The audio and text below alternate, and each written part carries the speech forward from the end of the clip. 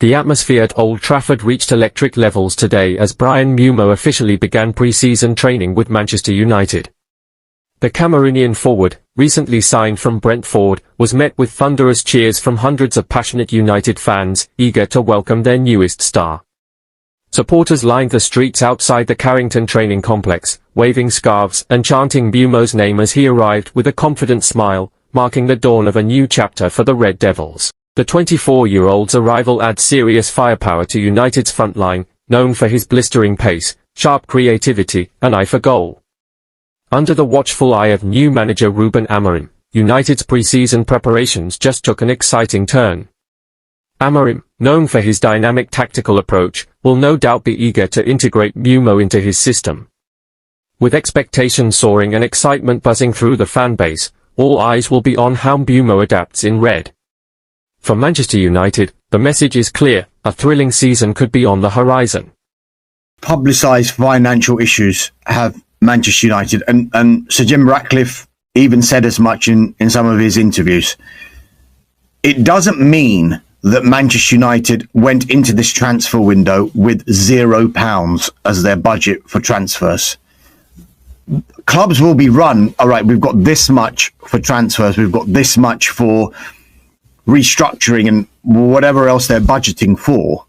And yes, the optics haven't looked great from a Manchester United perspective with regard to the number of redundancies and the number of jobs that have been lost. However, the understanding we have is that players like Cunha and Mbeumo, that's part of the budget that Manchester United have to spend in this summer transfer window. When you go further with regard to Gyokeres, so if you think about how it's worked out so far, they've brought in Cunha already. They've made a bid for the money to be able to do that deal. Whereas with Gyokeres, it's just been an approach to intermediaries to explore the conditions of a deal. And then to come back with that information and say, what do we need to do to be able to fund a deal like this one?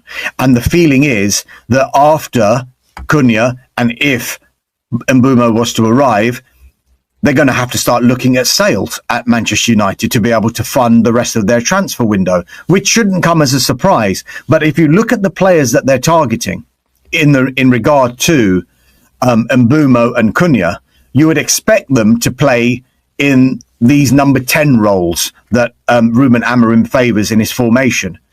Now, if you look at the players that are at Manchester United in their current squad who may not be suited to that role, but have been playing in that role, you're looking at the likes of Marcus Rashford when he was there, Jadon Sancho possibly, Garnacho and Anthony, and they all look like they are up for sale. Now, United's preference would be to get permanent deals for those players, and doing a quick bit of maths, if you were to calculate if they were miraculously able to sell all four, you're looking at about 100 to 125 million pounds all in, I would suggest. And about £1 million a week off the wage bill probably too. Yeah, so, savings there as well. But those would be the players that they would be happy to allow to leave. But I think as far as a preference being a permanent deal, I think they would still have to look at loans for these players because of the wages that they're on. And that would then have an impact on the type of transfer window that Manchester United can have. I think United fans are getting really excited here, because they've suddenly seen, wow, straight away, Matheus Cunha's come in. Straight away, Mbeumo, there's a bid in, and they're going to go back in for him. Gyokeres, they're interested in him. Just bring him in, just bring him in, just bring him in. Whereas before the window started, all the talk was, this is a 3 or 4 transfer window revolution for Manchester United. But because they've done one deal so early and potentially getting another one over the line very early, United fans are thinking, we're in the league here, if they get this right. So I think they just need to take a step back, because there still needs to be outgoings before they can fully